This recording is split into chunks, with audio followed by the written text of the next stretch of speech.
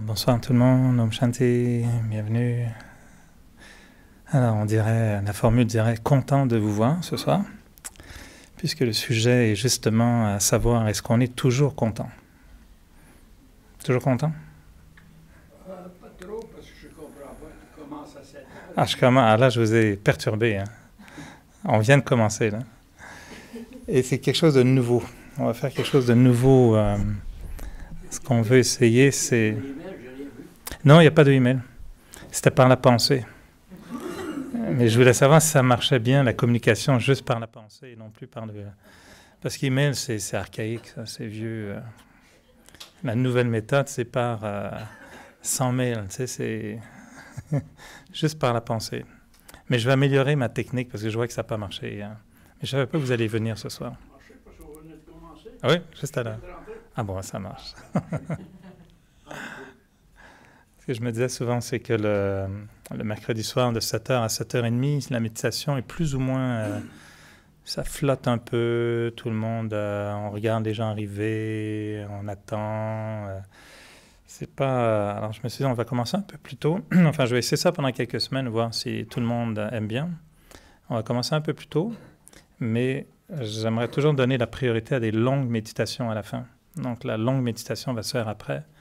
Et les quelques dernières semaines où on a fait ça, je pense que tout le monde a bien aimé des longues méditations après, parce qu'on arrive ici du travail, notre pensée est encore un petit peu dans tous les sens, on a le trafic en tête, on a toute la journée qui est encore en train de bouillonner dans notre tête. Et mon but, moi, en vous parlant, c'est pas vous endormir, mais au moins de faire baisser le niveau de pensée agitée pour qu'après partage de 30-40 minutes, mais les pensées sont plus concentrées. Et le thème ce soir est intéressant, c'est la notion d'être toujours content. Point d'interrogation. Sommes-nous toujours contents? Et ce qui est bien dans ce thème, c'est la notion du contentement, parce qu'il y a deux mots en français qui sont un peu différents. Contenter ou être content, c'est pas tout à fait pareil. Contenter est plus associé en général à une satisfaction, parce qu'on est contenté, on a eu ce qu'on voulait. Alors qu'on est content, on peut être content sans avoir voulu quoi que ce soit. Quelqu'un arrive, ah, je suis content de te voir. Contenté, ça veut dire, ok, j'ai bien mangé, je suis contenté, je voulais aller au cinéma, j'y étais, ça suffit, je suis contenté. On a ce qu'on voulait. Et on va voir qu'en fait, au cœur du contentement ou d'être contenté, c'est toute une notion de désir qui est là. Donc il y a un grand lien avec la notion de désir. Mais être content et ou le contentement fait partie d'une grande famille, la famille du bonheur. Et la notion, la question à se poser, c'est connaissez-vous toutes les facettes du bonheur? Est-ce que vous êtes bien amis avec le bonheur? Vous connaissez le bonheur? Il y en a qui disent qu'il était tout petit puis ils l'ont ramassé. Hein. Ils disent qu'ils l'ont ramassé sur un chemin comme ça, il était petit puis ils l'ont ramassé. Puis il y en a qui disent que c'est bien les petits bonheurs. Parce qu'ils sont trop gros, ils sont durs à gérer aussi. Petit bonheur, ça se gère bien. Les gros bonheurs, c'est pas sûr, ils vont rester très longtemps. Et dans la famille du bonheur, il y a plein de variantes. Tu vois la différence entre la joie, le contentement, la satisfaction, être comblé, le bonheur, la félicité. Mais il y en a peut-être même d'autres auxquels je ne pense pas en ce moment. C'est toute une famille, non? Ils sont tous associés les uns aux autres. Et souvent, c'est un peu comme les vitamines. C'est bien d'avoir la B1, mais apparemment, il y en a plusieurs. B1, B2, B6, B12. C'est toute une famille de vitamines. Et il ne faut pas en rater une. Et dans notre bonheur, dans une vie, je pense que chacun vit des moments dans lesquels ils sont contentés, contents, joyeux, satisfaits, comblés, heureux. Félicité, pas sûr si vous avez goûté à ça souvent, oui, vous avez goûté à la félicité? Non? C'est un mot qu'on a. Sans drogue, hein, je veux dire. Ouais. Quand on souhaite, quand les parents connaissent la félicité, c'est que l'enfant vient d'arriver. C'est OK.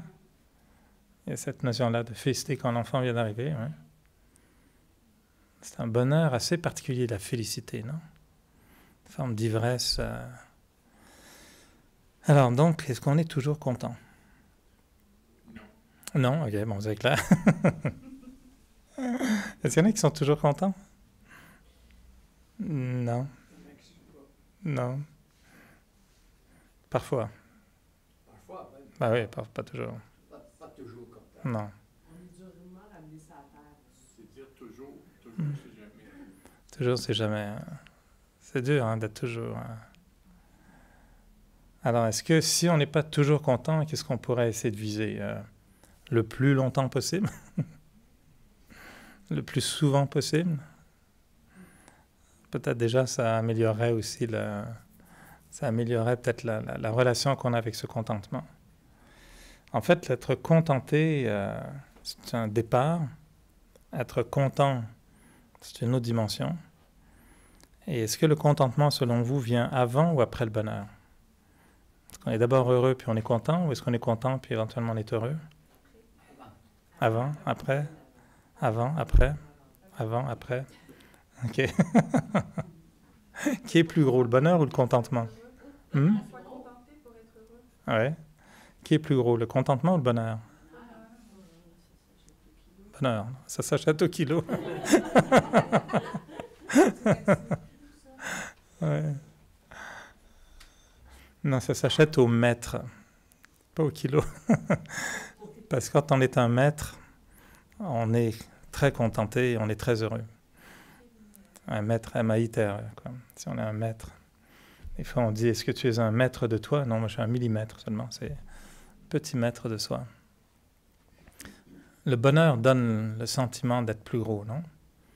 De dire être heureux, c'est une dimension plus grosse que je dire, je suis content. On va te demander, es-tu content dans la vie, ou on va dire, est-ce que tu es heureux dans la vie? Il y a une permanence dans le bonheur qu'on souhaite.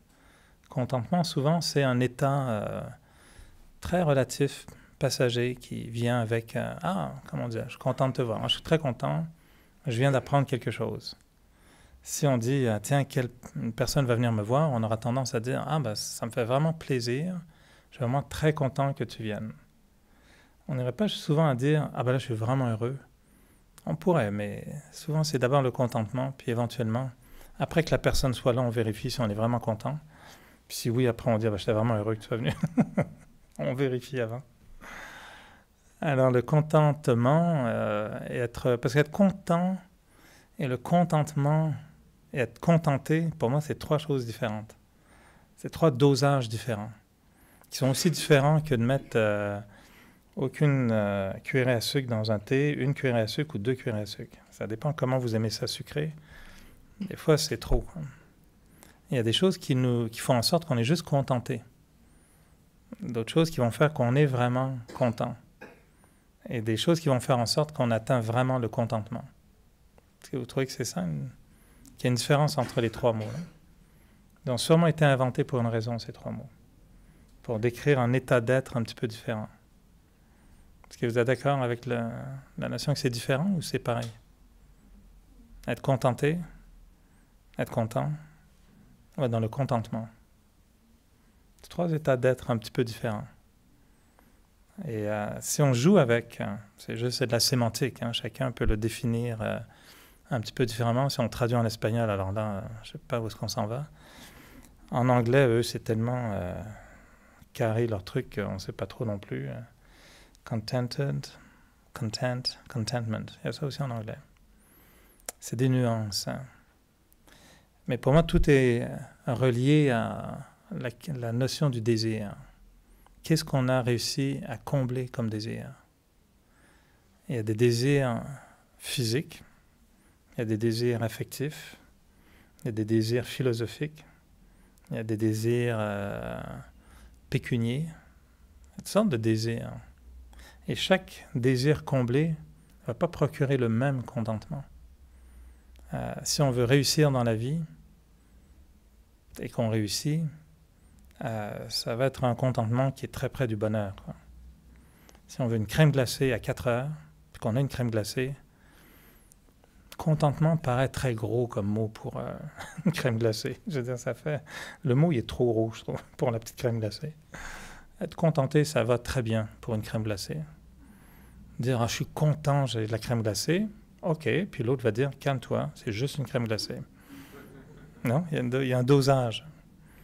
Donc, c'est vraiment une notion de comment est-ce que ce bonheur, en fait, cet état d'être heureux, vient à nous?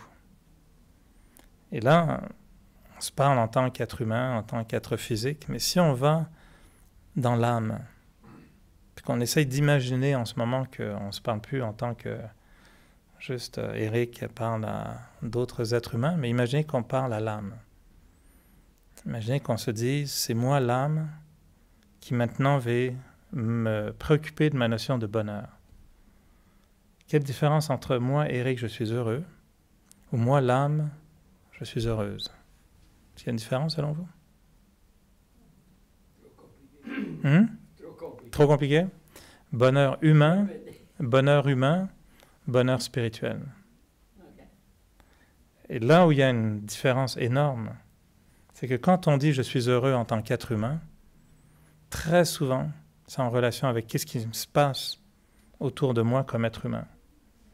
Et si on demande à quelqu'un « es-tu heureux ?» il va dire « oui, pourquoi ?»« Ah, ben parce qu'écoute, j'ai une petite fille, puis nanana, j'ai eu un bon emploi, ah, j'ai une maison, j'ai une bonne relation, mes parents sont super, je pars en vacances. » Bonheur humain sera toujours relié à ce qui se passe. Le bonheur spirituel est relié à ce que je suis. C'est une énorme différence. Et si on court après le bonheur humain, on devient dépendant de ce qui se passe. Si on court après le bonheur spirituel, on se pose vraiment la question, qui suis-je? Et comment est-ce que je peux redevenir spirituel pour obtenir un bonheur plus permanent versus être juste dans le bonheur physique, humain, qui est souvent très temporaire et très limité. Alors, je sais que ça paraît très théorique, mais on va parler de crème glacée davantage et de choses concrètes pour voir qu'est-ce qu'on veut dire. Le contentement est lié souvent à un désir comblé. Le bonheur nous amène à un niveau dans lequel il n'y a pas nécessairement un désir comblé, mais il y a une expérience de gain, il y a une expérience d'accumulation. Ce qui est un petit peu différent. Quand tu dis « j'aimerais ça, obtenir ça », puis qu'on l'obtient, on dit « ah ben là, je suis vraiment content ». Quand tu reçois les cadeaux de Noël, qu'est-ce qu'ils vont dire les enfants? Ils ne disent pas « je suis heureux », ils disent « je suis vraiment content, j'ai eu ce que je voulais ». Il y avait un but, il y avait un objectif, il y avait un désir. Le désir est satisfait, l'âme est comblée, contentée, contente. On est là-dedans. Quand quelque chose arrive qui dépasse ce qu'on avait planifié, c'est là souvent qu'on parle de bonheur. C'est là souvent qu'on se dit « waouh, je suis vraiment heureux. Je ne m'y attendais pas, puis il se passe telle chose. » Puis là, on dépasse le niveau juste du marchandage, pour reprendre votre idée d'en acheter au kilo, là. On dépasse la notion du marchandage, du désir satisfait. Le bonheur, il est au-delà d'un désir satisfait. Quand on dit « je suis heureux », souvent, c'est que ce n'est pas un désir qui est satisfait. C'est quelque chose qu'on reçoit, qu'on accumule, auquel on a accès, puis qui dit « moi, ça me rend heureux ». Je n'avais pas nécessairement ce désir, mais maintenant que je goûte à ça, je sens le bonheur. Pour moi, le contentement, c'est qu'on n'a pas de désir, on est bien. C'est ça le contentement. C'est ce que je dis, des désirs qui sont satisfaits pour le moment, jusqu'au prochain. D'où le point que je vais amener tout à l'heure, à savoir pourquoi on n'est pas toujours content. Parce que souvent, on comble un désir, il y en a un autre qui arrive. On comble encore un autre désir. Puis à un moment donné, on est toujours dans cette mécanique du désir, ce qui est tout à fait normal, remarquez. C'est très correct d'avoir des désirs, dans la mesure où ce sont des désirs purs aussi, ou des désirs raisonnables. Et, Avoir pire que ça. avoir pire que ça? Oui. C'est normal d'être mécontent quand tu te fais baiser. C'est toujours des formules un peu provocatrices, alors.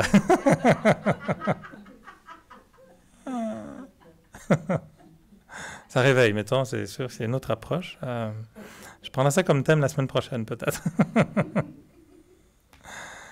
Non, parce que c'est toujours une façon de voir les choses aussi. On n'est jamais que victime si on veut être victime aussi. C'est une question d'approche, de se dire Comment est-ce que je réponds face à une situation négative? Je ne suis pas obligé de me dire que je suis normal en étant mécontent. On peut dire, c'est prévisible d'être mécontent quand quelque chose de mal arrive, mais ce n'est pas normal. Parce qu'en fait, la norme de l'âme, c'est d'être toujours contente. Mais quand l'âme est malade, elle n'arrive pas à être toujours contente. Un être humain en santé, il ne tousse pas toute la journée. Hein? Puis quand on tousse, on a un rhume, il y a un virus, il y a une bactérie, il y a quelque chose.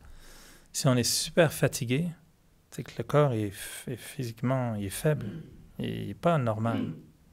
La norme, c'est d'être en santé. La maladie fait qu'on est faible. Une âme normale serait normalement toujours assez contentée et heureuse. Une âme malade qui a été contaminée par des vices, par des microbes, par des faiblesses, par des défauts, là, elle devient dysfonctionnelle. Si l'âme n'est pas à son meilleur, quand surgit une situation, elle se met en position de victime. Elle se met en colère, elle est impatiente, elle est agressive, elle dit « Ah, non. » Si l'âme est forte, quelque chose arrive, puis l'âme va dire « ça c'est intéressant. Ah ça j'aime les défis, ça c'est un nouveau défi, je n'avais pas eu celui-là avant. » C'est une perspective. Si on est faible, le moindre petit bobo, ça nous fait mal. Si on est fort, on est comme dans les films, puis tu dis au gros méchant, tu dis « Viens voir un peu, tu vas voir ce que je vais faire avec toi. » Mais on n'est pas souvent comme ça. Souvent, on est plutôt à dire au gros méchant « Give me a break. » Tu sais, je viens juste de finir ma méditation, je suis bien là. Peux-tu aller voir quelqu'un d'autre, puis taper sur la tête de quelqu'un d'autre? Moi, je suis juste très tranquille.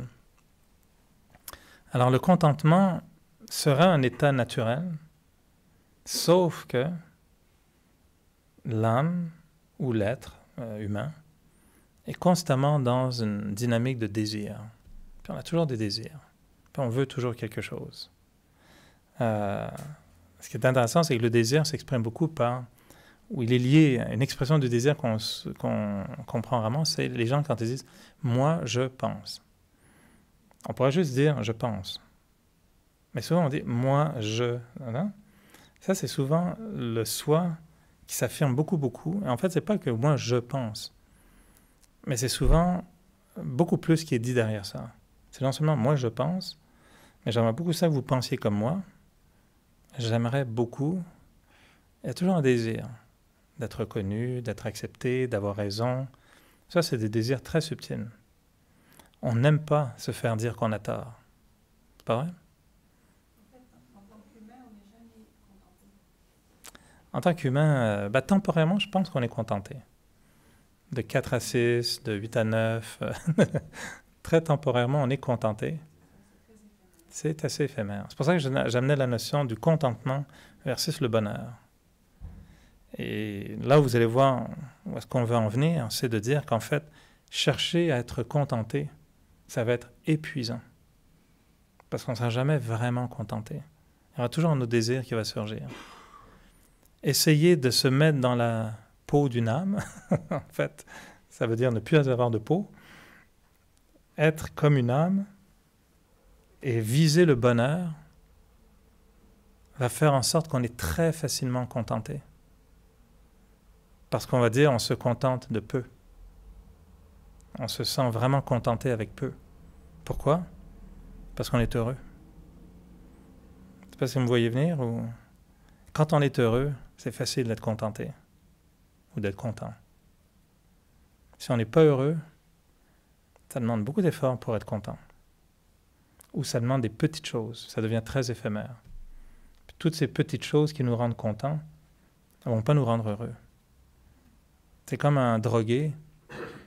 OK, il est en manque. On lui donne une dose. Ah, ben ça va. Jusqu'à le besoin d'une autre dose. Et le contentement, basé sur une satisfaction de désir, parce que c'est bien là où on sent qu'on est, est très difficilement permanent. C'est très dur d'être toujours content. Parce qu'on a toujours des désirs. On est toujours en train de vouloir autre chose. Il fait beau, il fait trop chaud, j'aimerais ça qu'il fasse frais. Ah, il fait frais. Ah ben non, là, il fait trop froid. J'aimerais qu'il fasse plus chaud. Ben là, branchez-vous. Là. Faites-tu trop chaud ou trop froid ou... On dit que souvent, la température est le sujet le plus fréquent, puis on n'est jamais content. Tu sais, c'est rare. Ou alors, c'est rare. Ah, il fait vraiment... Ah, c'est génial aujourd'hui. Puis là, tu as 3 nuages. Ah, qu'est-ce que c'est que ça? Oups, ça y est, notre contentement vient de baisser proportionnellement avec les nuages. Quoi. Notre bonheur est proportionnel à la quantité de nuages, à l'absence de nuages qu'il y a dans le ciel. Très éphémère. J'ai dit à ma fille, frère Babo, 40% de pluie. Elle dit, non, 60%, il fait beau. C'est façon de voir, hein? Elle est une personne qui se contente beaucoup plus. Et peut-être une personne qui a plus une nature heureuse aussi. Parce qu'il y a des gens dont la nature est d'être heureux. Ils trouvent le bonheur facilement. Puis ils sont heureux avec des petits bonheurs. Il y en a d'autres qui ne seront jamais heureux avec des petits bonheurs. Ils cherchent toujours des gros bonheurs, plus gros que ce qu'ils peuvent même consommer. Et donc l'idée, c'est que le contentement, il est difficile s'il ne sert qu'à satisfaire des désirs. Le contentement est très facile quand on est heureux. Mais être heureux de façon humaine, c'est limité. Être heureux de façon spirituelle, ça c'est illimité. Et c'est là qu'on essaye de cheminer dans le Raja Yoga.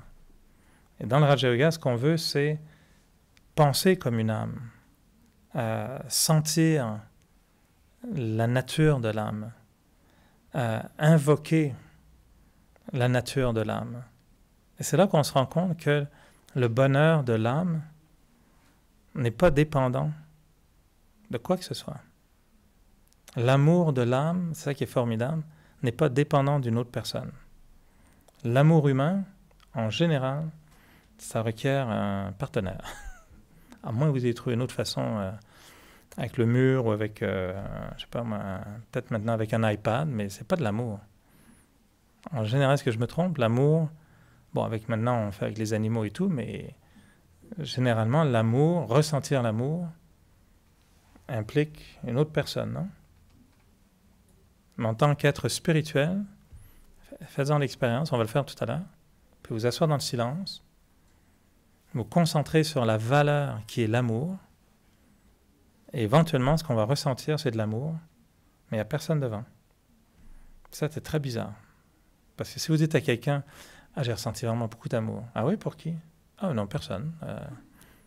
Ah bon? Comment tu fais ça? » Comment est-ce qu'on a un amour qui n'est pas dirigé vers quelqu'un? C'est très rare. Parce qu'on est humain.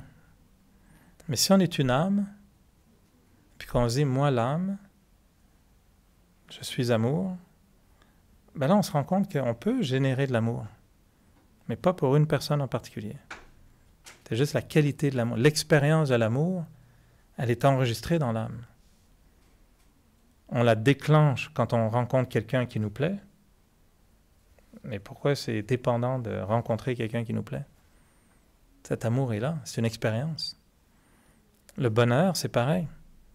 On a souvent associé le bonheur à ce qui nous arrive, ce que je disais tout à l'heure, un bonheur humain, c'est il se passe quelque chose, ah, je suis vraiment heureux là. OK? Et si la chose ne se produit pas, est-ce que tu pourrais aussi être heureux? Essaye. Force-toi un peu. C'est drôle comme concept, non? Moi, je me souviens, on parle souvent, des fois, il y a des mantras qui ont ils ont toute une date de péremption. Là, quand tu trouves un mantra, une pensée magique, elle dure seulement un certain temps. Puis après, bizarrement, tu as beau la répéter, il ne fonctionne plus, il faut en trouver un autre. Et une fois, mon mantra, c'était « heureux ». C'était en anglais, c'était « heureux no matter what ». C'est « heureux, peu importe ce qui se passe ». Et ça avait été vraiment un mantra, mais super génial. Je me levais tous les matins, puis aujourd'hui, je suis super heureux. Peu importe ce qui se passe, je sors du lit, première chose que je fais, c'est que je me casse la figure dans la salle de bain, je dérape dans la baignoire, je me cogne, tout le shampoing tombe, heureux no matter what. Je me souviens, c'était vraiment un truc comme ça qui m'arrivait, puis je m'étais dit, non, heureux, peu importe ce qui se passe. Et le moment où vous déclenchez ce mantra, vous invoquez à vous le malheur. Ça, c'est sûr. Qui va venir vous tester, vous allez, marches-tu vraiment ton mantra? Tiens, je vais te tester, voir. Mais ce mantra, il avait fonctionné pendant, je ne sais plus, quelques jours, quelques semaines. Et j'essayais de penser dans ma tête tout le temps, le bonheur, peu importe ce qui se passe. Et c'était vraiment magique de se dire des fois, alors que tout semble ne pas aller, et de me dire volontairement, non, mais je suis très heureux là. Ça va très très bien, je suis vraiment heureux. Et évidemment, il y a une autre partie de moi qui me disait, mais t'es maso, tu veux dire, oui. Je dis, non, je suis vraiment heureux. Et je me rendais compte que le bonheur, il venait comme ça. Pas par ce qui se passait, par mon état de conscience. C'est pour ça que je dis, si on pense juste comme un être humain, on limite beaucoup notre pensée. Si je vous disais maintenant, je vous parle comme une âme, puis qu'on essaye de s'imaginer qu'on est des âmes, puis qu'on se demande, bon, je suis heureux ou je suis pas heureux? On va se rendre compte qu'en tant qu'âme, on n'aura pas les mêmes critères du bonheur. On ne peut pas se dire, moi l'âme, si j'ai une belle voiture, je suis heureux. Non, ça ne marche pas. Ça fait comme bizarre, non? Moi, Eric, si j'ai une belle voiture, je suis heureux. Ça, moi, je trouve que ça marche très très bien par contre. Je suis convaincu qu'une belle voiture contribue énormément à mon bonheur temporaire, enfin à mon contentement. Puis vu que la voiture va coûter très très cher, c'est un très gros contentement qui frôle le bonheur, jusqu'à la première égratignure sur la voiture. Et là, l'égratignure sur la voiture, c'est une égratignure sur mon bonheur. Puis là, tu fais « ouch ». Et le malheur est inversement proportionnel, des fois même à la taille de l'égratignure. Une petite égratignure, puis vraiment, ça ne va pas. Là. Parce que mon bonheur était basé sur une voiture, ce qui est très limité. Je prends un exemple très matérialiste, mais c'est la même chose avec une relation humaine. Tomber amoureux, magique, oh là là, le champagne, la fleur, la rose, tout va bien. Puis un jour, tu vois l'autre personne avec quelqu'un d'autre, tu dis, voyons, c'est qui l'autre, c'est quoi? Puis ils s'embrassent gentiment, chaleureusement. Oups, ça va? Donc le soir, je t'ai vu avec quelqu'un, c'est qui? Tu m'en as jamais parlé. Ah ouais, j'ai pas voulu t'en parler, c'est un peu compliqué. Ah ouais, c'est compliqué. Là, votre amour vient de faire... Non? Je prends juste un scénario qu'on voit dans tous les films, puis dans tous les feuilletons, puis dans pas mal de vies quotidiennes. Moi, tous les gens que je connais qui sont en couple ont tous dit, c'est pas si facile que ça. La lune de miel, elle fait comme la lune dans le ciel. Elle est toute ronde au début, puis après, elle devient super mince, puis elle dit, la lune, elle va revenir, c'est ça. Au prochain, ouais. C'est comme ça, non? Et ça, c'est parce qu'on a des relations humaines, puis qu'on a basé notre amour, notre bonheur, sur ce qui nous arrive. Alors, si on se dit, je suis une âme, moi, l'âme, il est où mon bonheur? Le bonheur de l'âme, il est dans sa nature. Il est juste dans le fait que l'âme se reconnaît comme une âme. Et le moment où l'âme se reconnaît comme une âme, ça la rend heureuse. C'est exactement comme quelqu'un qui découvre qu'il est vraiment riche. Ben, super, génial. Moi, si vraiment la banque m'appelait demain pour me dire, écoutez, j'ai une bonne nouvelle pour vous, on pige une personne au hasard tous les 10 ans, c'est vous. Écoutez, vous avez 50 millions de dollars dans votre compte. Moi, je ne cracherais pas dessus, puis je dirais, je pense qu'aujourd'hui, je suis heureux. Puis je viens de partager un petit peu, ça me fera vraiment plaisir. Mais j'appellerai mon boss au travail, puis je dirais, écoute, je pense que je ne vais pas rentrer demain matin. Je ne suis pas malade du tout, au contraire, je suis en super forme. Je suis trop en forme pour venir travailler. Je suis peu stressé aussi. Peut-être après, ouais. Peut-être après, ouais. J'ai les 50 millions. Tu payes quelqu'un. Tu as les sous. Enfin, je prends des exemples un peu juste pour provoquer, mais c'est vrai quand même. Alors que l'âme qui se voit elle-même peut trouver un bonheur très différent. Quand on pense à soi comme une âme, on découvre tout à coup qu'on invoque en nous une source qui est permanente dans l'âme, qui est là en permanence, qui est ce bonheur, cette paix, cet amour, cette douceur, cette tolérance. Ça fait partie de l'ADN de l'âme. Mais parce qu'on a oublié qu'on était une âme, ben on a oublié d'être heureux. On a oublié d'être patient. On a oublié d'être aimant. Parce qu'on a juste pensé, je suis Eric, j'ai 50 ans, j'ai ceci, il faut que j'aille travailler. J'ai une voiture, puis quelqu'un vient de l'abîmer. C'est ces pensées-là qui ont brisé le bonheur. Puis surtout... Comment ça se fait qu'on a mis les attentes tellement haut qu'on n'est plus capable d'y arriver? Comment ça se fait que? Qu'on a mis les attentes. En fait, c'est parce qu'on a mis les... On a, On est moderne, ouais, puis on met les attentes haut. parce que plus on est insatisfait, et plus on essaye de se satisfaire. Le gars avec le vélo était aussi content que vous avec votre bagnole. Mhm. Mais c'est comme les drogues. Plus tu consommes, à moins que je me trompe, là, mais il y a longtemps, plus tu en veux, quoi. Il me semble que quelqu'un d'alcoolique, au début, t'es sous avec 2 verres de, je sais pas quoi, de bière. 10 ans plus tard, c'est 2, qu'est-ce qu'on dirait, des pintes, des quintes, des caisses de 12. Ça prend, je sais pas combien de caisses de 12 pour... Tu sais, c'est... L'accoutumance fait que plus tu en as, plus tu en veux, plus... C'est ça. Et là, maintenant, on est rendu que ça prend... Pour ça, j'ai dit au début, le petit bonheur, il est très beau aussi. Ouais, très dur à être contenté. Et la source, pour moi, l'idée, c'est de savoir où est-ce que je m'apprivoise. Parce que si je cherche à être contenté en étant capable de satisfaire des désirs, ma source devient le désir.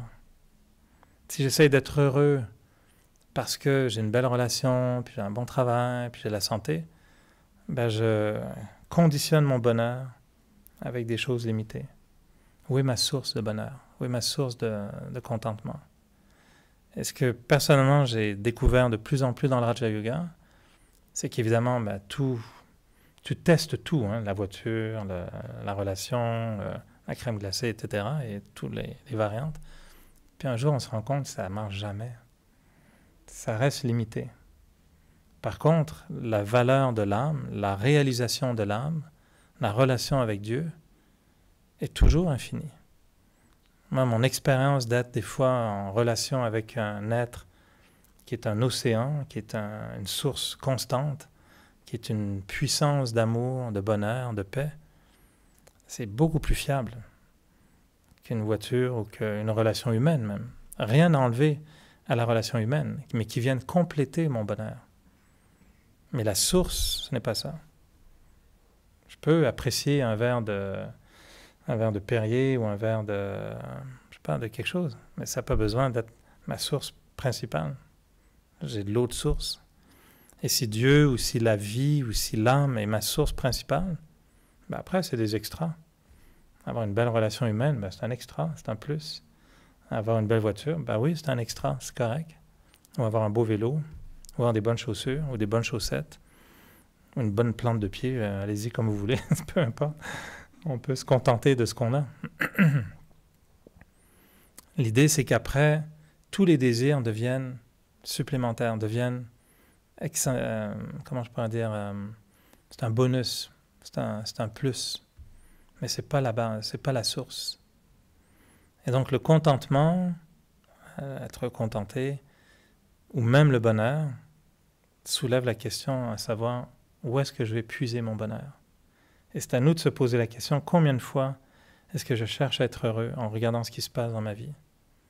Et combien de fois j'essaye d'être heureux en allant en moi, puis en me disant simplement, « Hey, je suis une âme. » Et en tant qu'âme, c'est quoi la beauté de l'âme?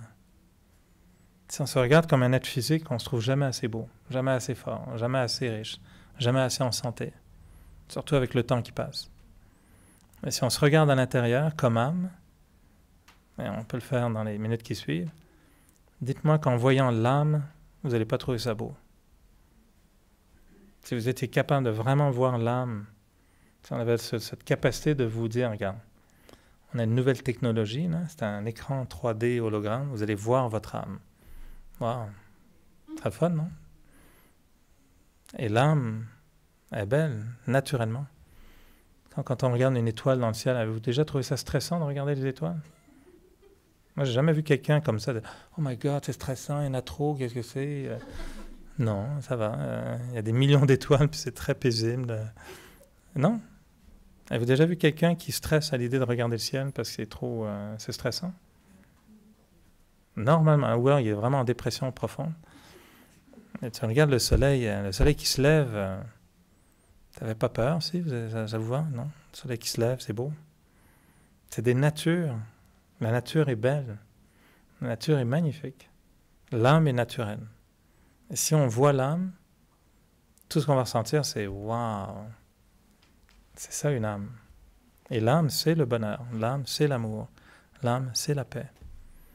Et c'est ça le travail de méditation, ce qu'on vous redit tous les mercredis soirs, avec une saveur différente. Ce soir, c'était la même leçon que la semaine dernière, que la semaine d'avant et que la semaine d'avant. C'est juste qu'on change le parfum à chaque soir. Je ne me souviens même pas c'est quoi la semaine dernière, mais chaque semaine, c'est différent. Maître de sa destinée. Ah oui, c'était ça. D'ailleurs, j'en ai parlé à quelqu'un avec la destination, la destinée et le destin. Ouais. C'était intéressant comme... Parce que je me parle à moi-même dans ces trucs-là. Alors, êtes-vous prêts pour un petit voyage dans le contentement et le bonheur? Ouais? Vous êtes réveillés? Je ne vous ai pas endormi? Avec un peu de chance, au moins vos pensées que vous aviez il y a une demi-heure ont commencé à se dissiper un petit peu. Et là, il va juste avoir des pensées de contentement, de bonheur, là. On va jouer avec ça. Puis essayer de faire une méditation avec ça. Alors, mettez-vous en position de décollage. Donc, mettez votre siège en position verticale. Et pas la peine d'attacher de ceinture, ça va. Juste prendre le temps de bien détendre le corps. Toujours prendre de bonnes respirations en commençant la méditation.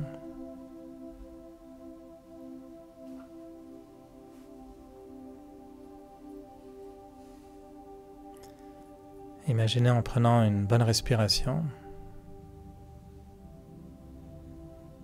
que vous êtes capable de presque visualiser l'air qui rentre dans le corps. Et comme si l'air entrait dans le corps et devenait simplement énergie. Énergie vitale.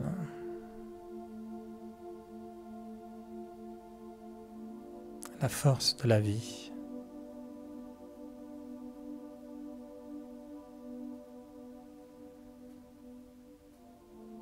Simplement en me concentrant sur la respiration. J'arrive à ralentir ma respiration.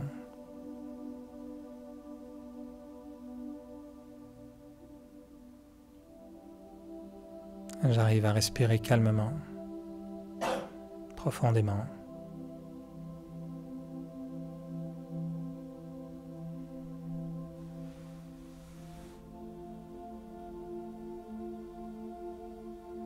Et juste le fait de ralentir ma pensée,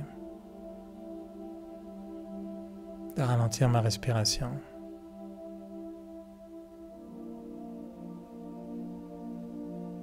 me permet de ressentir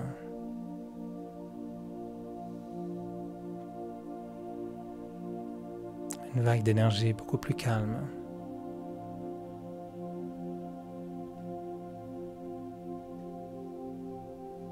Comme si je commençais à pouvoir ressentir la paix, la tranquillité.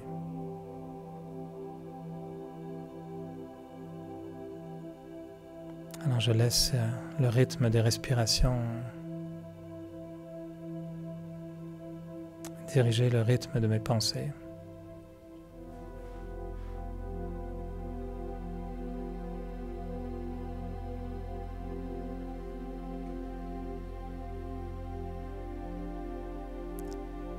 Et je redécouvre le bien que me procurent des pensées lentes, des pensées calmes.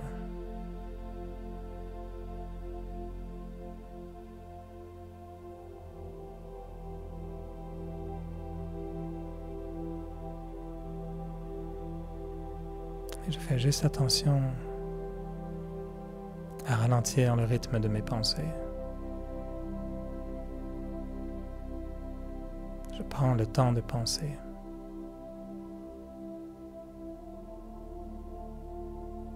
Je dirige mes pensées.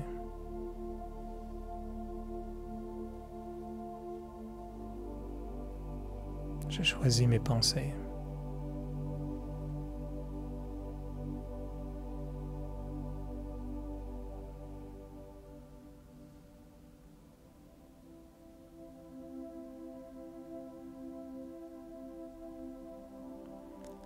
J'apprécie ce moment pendant lequel je prête attention à ce qui se passe en moi.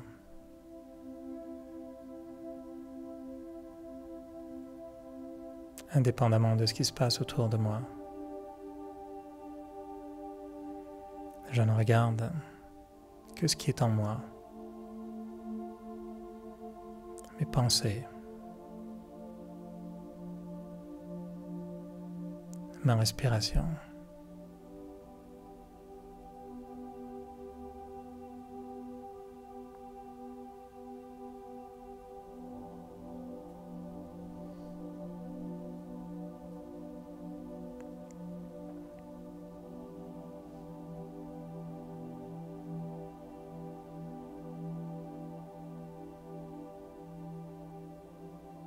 Et maintenant, je dirige mes pensées vers un seul mot, bonheur.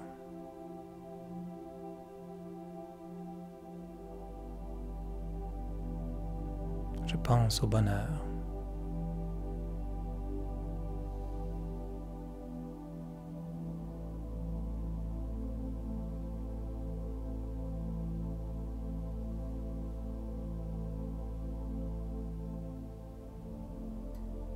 J'essaie de voir quelles sont les images que j'associe au bonheur.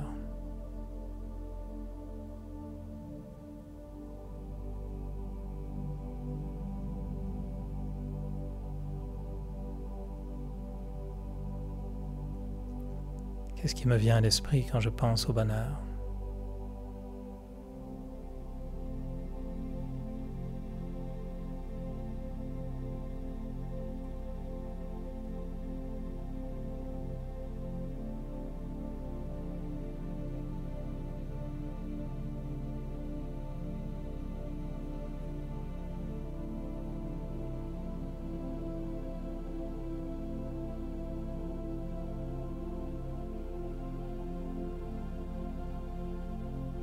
Si je regarde toute l'histoire de ma vie, quels sont les moments que j'identifie comme des moments de bonheur?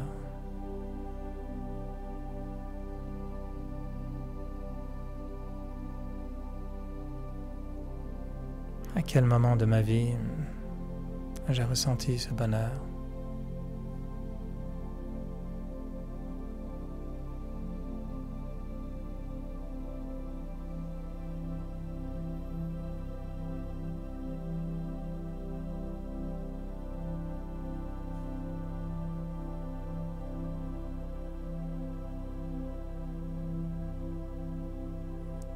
Je me rends compte que souvent, j'associe ce bonheur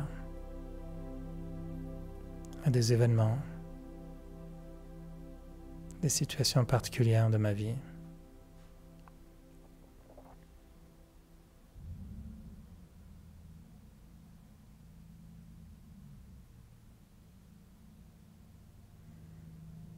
Mais si je regarde encore en moi, plus profondément, que j'utilise le mot bonheur,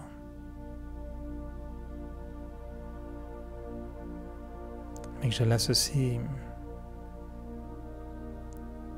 à moi, l'âme.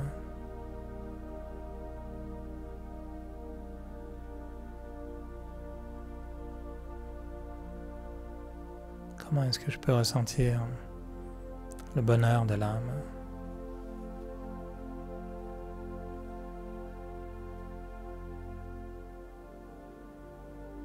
Je peux ressentir cette pression, cette très douce présence au centre du front.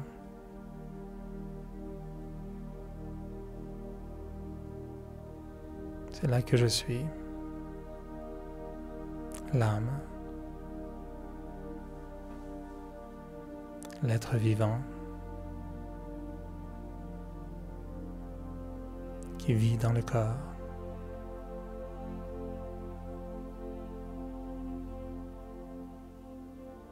Et pendant quelques instants, j'utilise cette pensée. Je suis une âme.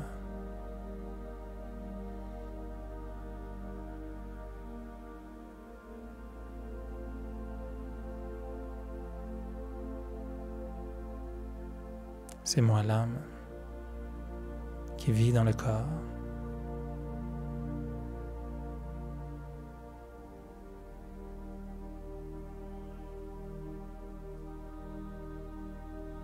J'arrive à ressentir la distinction entre le corps et l'âme.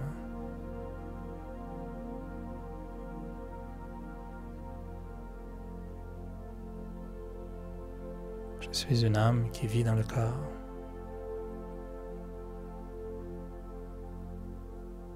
C'est mon corps. Mais je ne me sens plus limité par cette identité.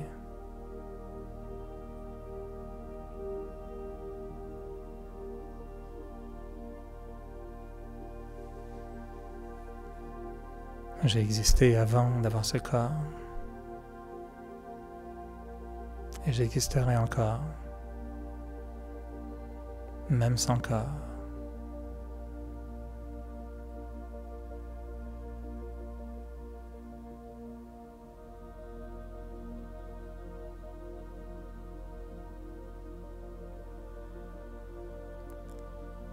Je me visualise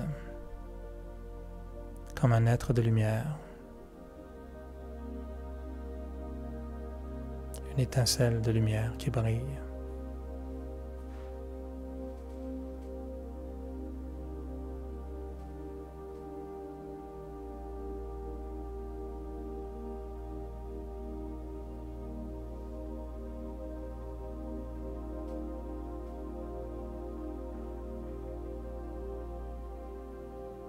Et plus je ressens l'existence de l'âme, plus j'arrive à ressentir toutes les qualités de l'âme.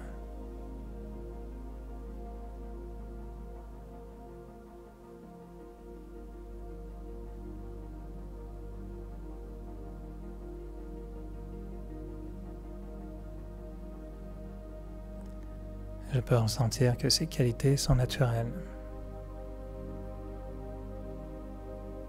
La paix, l'amour, le bonheur,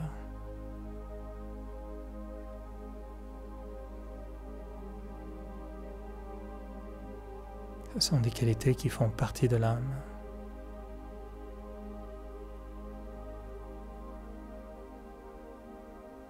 Mais en oubliant d'être une âme, j'ai perdu ces qualités. Et je les recherche maintenant continuellement dans le monde extérieur.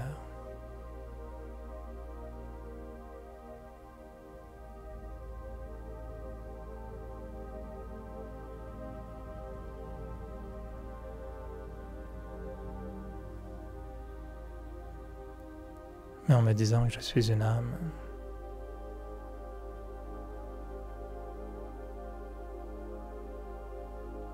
je me dis que je suis la paix.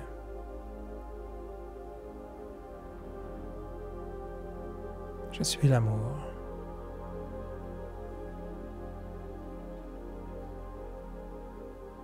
Je suis le bonheur.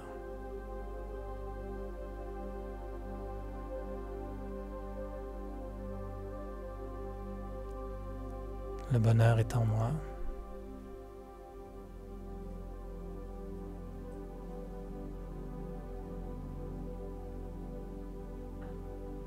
Et quand je ressens ce bonheur, je me sens naturellement comblé, complètement satisfait avec tout ce qui m'arrive, tout ce que je possède.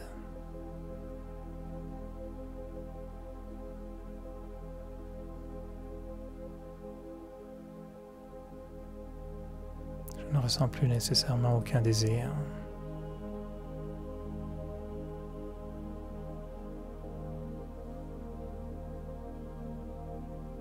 J'arrive à ressentir la grandeur du moment présent, dans lequel je me sens bien, content, heureux.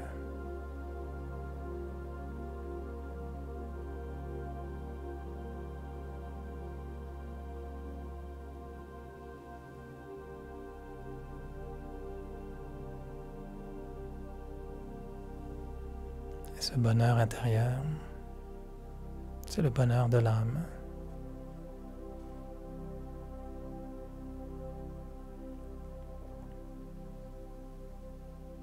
Et je peux toujours aller puiser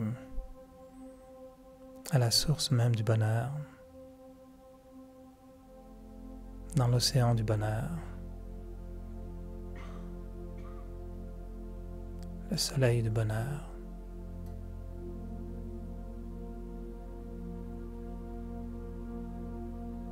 Cette âme suprême qui propage le bonheur, toujours, en permanence.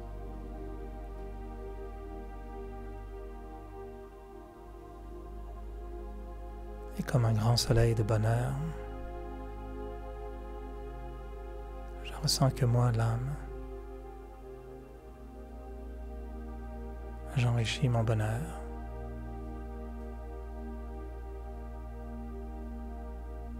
Je lui redonne des forces.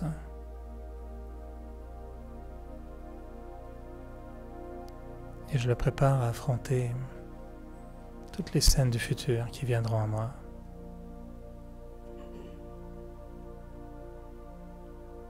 En me disant que peu importe ce qui arrive, peu importe ce que me font les autres, peu importe ce que disent les autres,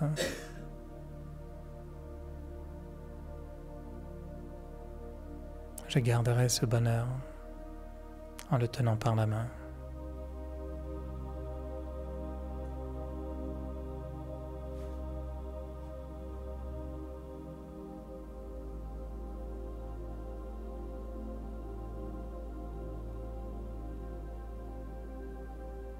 C'est moi l'âme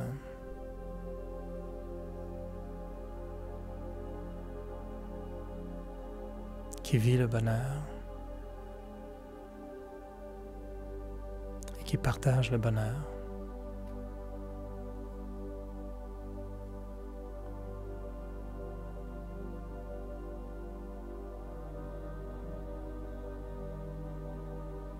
Et même si des situations surviennent,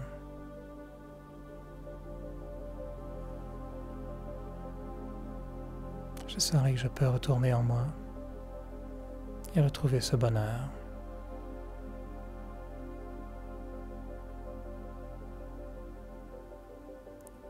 Et en gardant ce bonheur avec moi,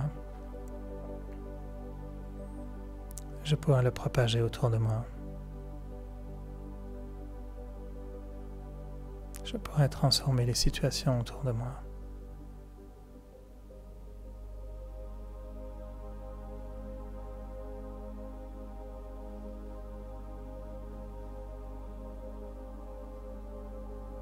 Alors je deviens un donneur de bonheur.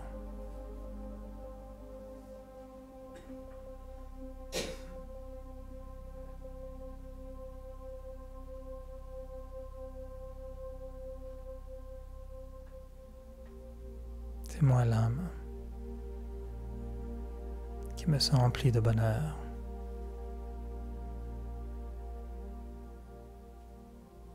C'est moi l'âme qui donne du bonheur.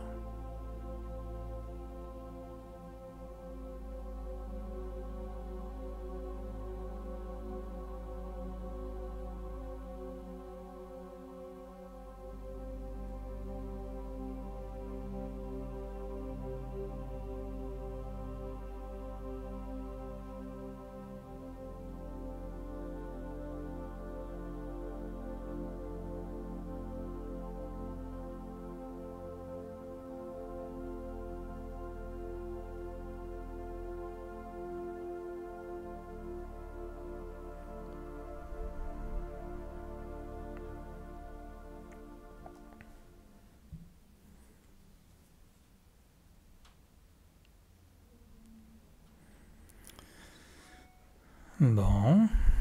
On a l'impression d'être parti loin. Dans le monde du bonheur ou dans le monde des rêves. Des fois, ils se parlent les deux, alors ça peut passer de l'un à l'autre Nous, on parle de bonheur ce soir, mais c'est sûr que sur Terre, il y en a beaucoup qui ne ressentent absolument aucun bonheur en ce moment, et on sait qu'il y a des événements qui sont très troublants, qui viennent constamment ébranler un petit peu notre conviction même d'un bonheur permanent, d'une joie de vivre, d'un espoir. Alors, pour équilibrer tout ça, on va proposer dimanche soir, étant donné que ce sera la méditation internationale. On vient de recevoir un communiqué aujourd'hui où tous les centres Brahma Kumaris à travers le monde vont avoir des pensées très spéciales pour toutes les familles qui ont été affectées à Orlando et toute la tragédie un petit peu qui vient encore une fois ébranler les gens, les consciences, les nations, les communautés variées. Alors, si vous voulez vous joindre à nous, dimanche soir, il y aura donc une méditation spéciale. Sûrement, vous allez recevoir un courriel pour l'heure exacte, mais probablement de 7h à 8h.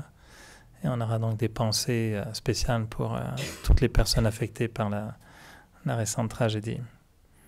Alors, il y a des centres en Floride, donc qui sont très près de ce qui vient de se passer. Et, donc, on va tous s'unir un petit peu pour être solidaires avec la vague de lumière et d'espoir qu'on voudrait aussi propager à ce moment-là. Ça va? Vous êtes content? Oui, ok. Le bureau des plaintes, c'est à la réception là-bas. Moi, ça va.